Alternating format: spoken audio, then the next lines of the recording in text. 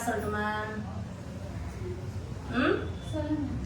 பதில் அம்மாவை கேட்டு வந்து உட்கார்ந்திருக்க.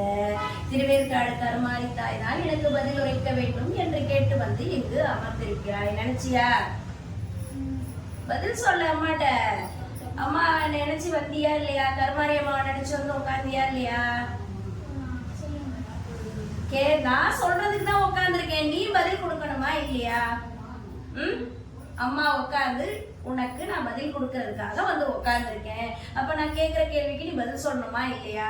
திருவேற்காடு கருமாரி தாயை நினைத்து வந்து இங்கு அமர்ந்திருக்கிறார். சரியா? 3 வருட காலங்களாக ஒரு பெரிய வைராக்கியமான ஒரு விஷயம் உனக்கு நடக்க வேண்டும் என்று காத்து கொண்டிருக்கிறாய். ஆனால் எதுவும் கைக்கு கிடைக்கவில்லையே என்று புலம்பித்தான் வரலாமா வேண்டாமா என்று யோசித்து அதன் பிறகு உனக்கு இதனால் தான் தவறு நடந்துவிட்டது யாரும் என்றும் கூறிவிடக் கூடாது என்பதற்காகத்தான் இருந்து மனதாக எங்கு வந்து உட்கார்ந்திருக்கிறாய். சொல்ல பட்டுன்னு அம்மாக்கு பதில் சொல்லு.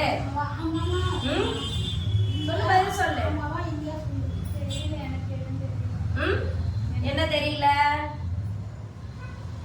முழு மனசா தெய்வங்கள் பேசுகிறது, அவர்களிடம் என்னவென்று கேட்க வேண்டும் என்று நினைத்து நீ இங்கு வந்து அமரவில்லை. சரியா?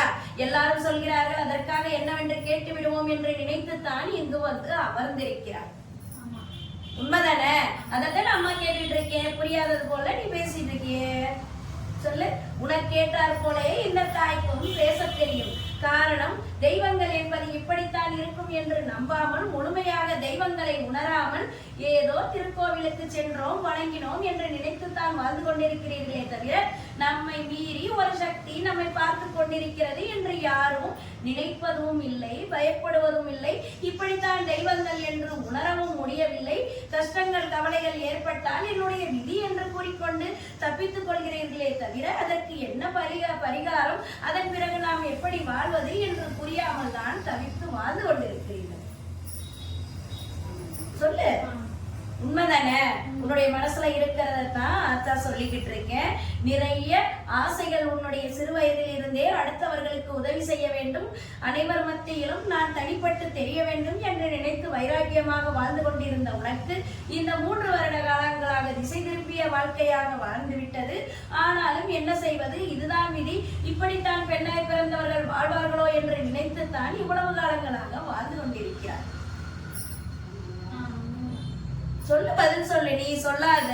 நான் என்னுடைய பொண்ணுகிட்ட பேசிக்கிட்டு இருக்கேன், அவ பதில் கொடுப்பா. உண்மைதானே? எல்லாமே சரிவர நடக்கும் என்று நினைத்து எந்த ஒரு தொழிலும் எந்த ஒரு விஷயமும் கையெடுத்து செல்லும் சமயத்தில் கைதவறி சென்று கொண்டிருக்கிறது. ஆனால் எதுவும் நடக்கவில்லை. ஆனாலும் மனதில் குழப்பங்கள் இருந்து கொண்டிருக்கிறது.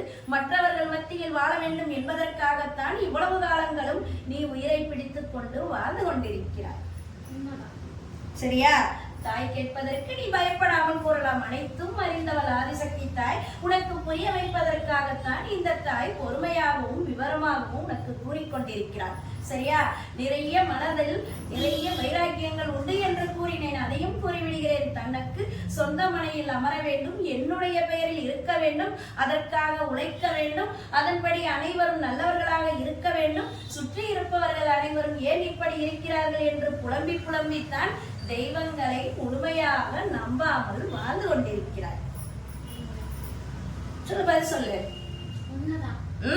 மற்றவர்களுக்காக வாழ்கிறோம் என்ற எண்ணம் உனக்கு இருந்தாலும் ஆனால் உன்னுடைய உள்மனது சரியாக எதையும் ஏற்றுக்கொள்ளவில்லை. சரியா?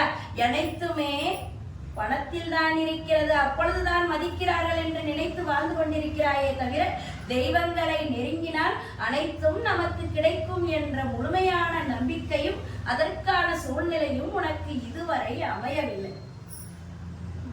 சரியா? முழுவதுமாக சிறு குழந்தையிலேயே தெய்வத்தை வணங்கி கொண்டிருந்த உனக்கு உன்னுடைய குடும்பத்தில் ஒரு பேரிழப்பு ஏற்பட்டதால் தெய்வங்கள் அதை அழைத்துக் கொண்டது. இனி தெய்வத்தை வணங்கி என்ன என்று உன்னை நீ வைராக்கியமாக நீ மாற்றிக்கொண்டாயே தவிர தெய்வங்களை அதனால் தான் உனக்கு பிடிக்காமல் செல்வது. சொல்லு. அம்மா சொன்னது புரியுதா?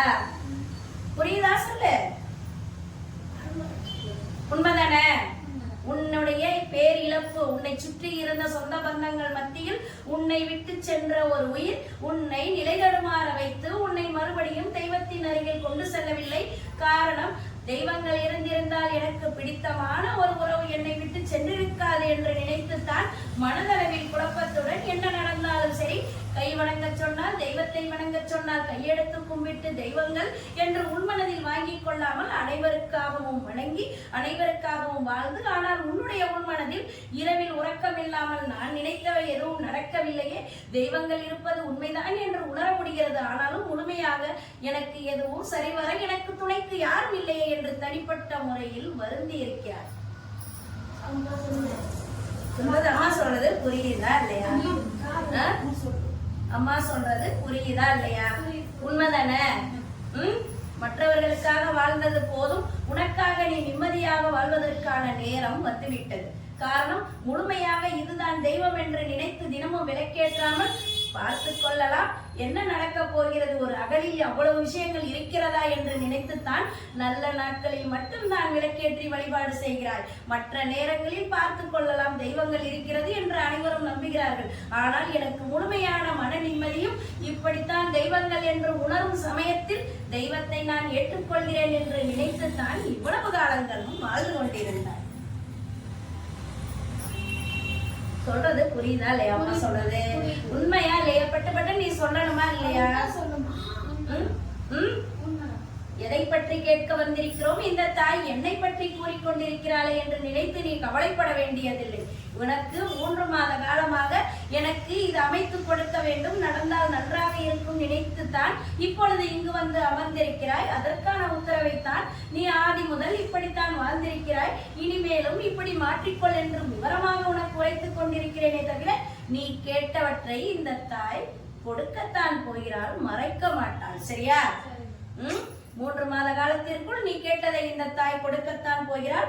தினமும் விளக்கேற்றி வழிபாடு செய்ய வேண்டும். அது மட்டுமல்லாமல் எங்கு சென்றாலும் தெய்வங்கள் இருக்கிறது என்று நீ கையெடுத்து கும்பிட்டு உருண்டு பிறண்ட வேண்டும் என்று கூறவில்லை. தெய்வங்கள் ஒன்று பார்த்து கொண்டிருக்கிறது என்று மனசளவில் நினைத்தாலே போதும், தெய்வங்கள் அனைத்தும் உனக்கு துணைக்கு வரும். அது மட்டுமல்லாமல் ஒரு பொருளை உன்னுடைய கையில் இருந்து ஏமாற்றி தட்டி பறித்திருக்கிறார்கள், அதுவும் உன்னுடைய கைக்கு வர வேண்டும் என்றும் நீ வேண்டிக் கொண்டிருக்கிறாய். உண்மைதானே? சொல்லு, பதில் சொல்லு. அம்மா கிட்ட வந்து உட்கார்ந்து, தாயை யார் இவர்கள் இவ்வளவு கூறிக்கொண்டிருக்கிறார்கள், என்ன நடக்கிறது என்று புரியவில்லை. அப்படி இருக்கும் தருவாயில் இவர்கள் அனைத்தையும் கூறிக்கொண்டிருக்கிறார்கள். ஒருவேளை அப்படிப்பட்ட ஒரு தெய்வம் இருக்குமோ என்னவோ என்றுதான் நினைத்து பிரமித்து போய் பார்த்து கொண்டிருக்கிறாயே தவிர, இப்பொழுது இந்த தாயிடம் கேட்பதற்கு நிறைய இருக்கிறது. ஆனாலும் இந்த தாயை கூறட்டும் என்று நினைத்துத்தான் இப்பொழுது இந்த தாயை பிரமிப்பாக பார்த்து அமர்ந்து கொண்டிருக்கிறாய். சரியா? எதை பற்றியும் கவலைப்பட வேண்டிய அவசியம் இல்லை. உனக்கு நல்ல மனது இருக்கிறது. எதற்காக தெய்வத்தை விட்டு வெளியில் வந்தாய் என்ற காரணத்தையும் கூறிவிட்டேன். எதற்காக மறுபடியும் தெய்வத்திடம் நெருங்க போகிறாய் என்பதையும் கூறிவிட்டேன். அதனால் 3 மாத காலங்கள் தினமும் விளக்கேற்றி வழிபாடு செய். உனக்கு அனைத்தையுமே இந்த தாய் மீட்டுக் கொடுத்து உன்னுடைய கையில் திருப்பி கொடுப்பார் உன்னுடைய வாழ்க்கையை. காரணம், வாழ்க்கையில் தான் வாழ்ந்து கொண்டிருக்கிறாய், இல்லை என்று கூறவில்லை. நிம்மதியான வாழ்க்கை, இப்படித்தான் வாழ்க்கை என்று எப்பொழுது ஒரு பெண்மகள் வாழ ஆரம்பிக்கிறாளோ அப்பொழுதுதான் அந்த வீட்டில் வம்சங்கள் விளங்கும். அது மட்டுமல்லாமல் அந்த குடும்பமும் தலைத்தோங்கும். இந்த தாயும் அப்பொழுதுதான் முழுமையாக துணைக்கு வருவார். புரியுதா? எதை பற்றியும் யோசித்து மனதை போட்டு குழப்பிக் கொள்ள வேண்டிய அவசியம் கிடையாது. நேரம் சரியில்லை என்று சிலர் உன்னை கூறியிருக்கிறார்கள். அது மட்டுமல்லாமல் எல்லாம் கூறியது அனைத்தும் இவள் பிறந்த நேரம் சரியில்லை, அவள் வளர்ந்த நேரம் சரியில்லை, ராசி சரியில்லை என்று அனைவரும் உன்னை ஒரு முட்டுக்கட்டையாக தூக்கி ஒதுக்கித்தான் வைத்திருந்தார்கள். ஆனாலும் தெய்வங்கள் நினைத்தால் அதை அனைத்தையும் மீறி முழுவதுமாக உன்னுடைய வாழ்க்கையை நல்ல விதத்தில் அமைத்துக் கொடுத்து வாழ வைத்து பார்ப்பாள் இந்த ஆதிசக்தி தாய் என்று கண்டிப்பாக உணர்ந்து மறுபடியும் இந்த தாயை சந்தோஷத்துடன் தேடி வருவாய். இதுதான் ஆதிசக்தி அம்மா உனக்கு கொடுக்கிற வாக்கு. சரியா? கையில கனி எடு.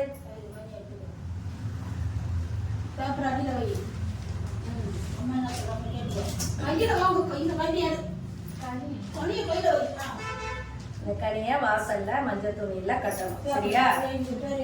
வீட்டுக்குள்ள உள்ள நுழைஞ்ச உடனே இடதுபுறத்துல சமையல் அறை இருக்கு. இந்த ஓரத்துல லேப்ட் இருக்கு. இந்த ஓரத்துல பூஜை சாமி வச்சிருக்கியா? உள்ள நுழைஞ்ச உடனே இடதுபுறத்துல அடுப்படி இருக்கு, இங்க சிமெண்ட் ஸ்லாப் கல் இருக்கு. அதை ஒட்டின மாதிரி அந்த ஓரத்துல வச்சு தெய்வத்தை வழிபாடு செய்யற பண்றியா? அந்த ஓரத்துல இந்த கனியை எடுத்து கொண்டு போய் வச்சு தினமும் விளக்கேற்றணும், மஞ்சள் தண்ணி தெளிச்சு. சரியா? முதல்ல கொடுத்தது வாசல்ல மஞ்சள் துணியில கட்டணும். கையில வச்சிருக்கியா? இத பூஜை அறையில வைக்கணும். அடுத்து உன்னுடைய வீட்டுக்குள்ள உள்ள நுழைஞ்ச உடனே முதல்ல சமையல் அறை அம்மா சொன்னேன், ரெண்டாவது ஒரு அறை இருக்கிறது இருக்கா? அத ஒட்டின மாதிரி அதற்கு நேர ஒரு ஜன்னல் ஒண்ணு இருக்கா? நீ பேசாத, நான் அம்மா சொல்லிட்டு இருக்கேன். சரியா? உன்னுடைய வீட்டுக்குள்ள உள்ள நுழைஞ்ச உடனே இடதுபுறம் சமையல் அறை, செல்ஃபு, அதுக்கப்புறம் பூஜை ரூம், அது அங்க வைக்க சொன்னா. உள்ள நுழைஞ்ச உடனே உள்ள வர்ற அதுக்கு சமையல் அறைக்கு அடுத்து ஒரு அறை இருக்கா? இருக்கா? அதை ஒட்டி அது ஒரு ஜன்னல் இருக்கா? இருக்கா? அது வரைக்கும் இத தண்ணியில கரைச்சி வாசல்ல இருந்து வெளியில, அதாவது உள்ள இருந்து தெளிச்சு அந்த ஜன்னல்ல திறந்து அது வெளியில வரைக்கும் தெளிக்கணும். உள்ள வரைக்கும் தெளிச்சு வாசல் வெளியில உன்னுடைய வீட்டுக்கு வெளியில வந்தாக்க வலதுபுறத்துல ஒரு போஸ்ட் கம்பமும் ஒரு முருங்கை மரமும் இருக்கா? இருக்கா? அது வரைக்கும் இதை தண்ணியில கரைச்சி தெளிக்கணும். இந்த பழத்தை நீயும் உன்னுடைய வீட்டுல ரத்த சம்பந்தப்பட்டவர்களும் குளிச்சு குடிக்கணும். சரியா? இன்னொரு கனி எடு. இத நீ உனக்கு தொழில் பண்ற இடத்துல கொண்டு போய் இதை வை. சரியா?